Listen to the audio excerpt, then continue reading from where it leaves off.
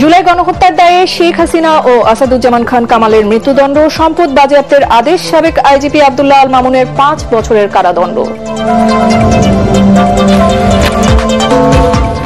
ট্রাইব্যুনালের রায়ে খুশি, জুলাই গণ অভ্যুত্থানে আহত ও শহীদ পরিবারের সদস্যরা, সাবেক আইজিপি মামুনকে সর্বোচ্চ শাস্তি না দেয়ায় হতাশা প্রকাশ।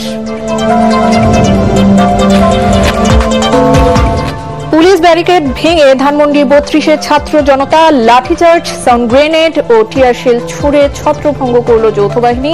ফাঁসির রায়ে আনন্দ মিছিল ও মিষ্টি বিতরণ।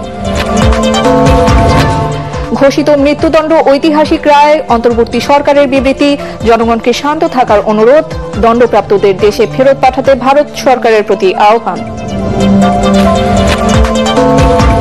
রায়ের ন্যায় বিচার ও জন আকাঙ্ক্ষা পূরণ হয়েছে, বিএনপি জামায়াতের প্রতিক্রিয়া, 1 মাসের মধ্যে কার্যকরের দাবি এনসিপির।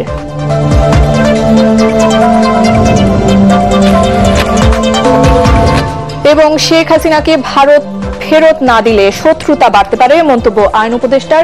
রায় ঘিরে আইন শৃঙ্খলা পরিস্থিতির অবনতির শঙ্কা নেই স্বরাষ্ট্র উপদেষ্টা।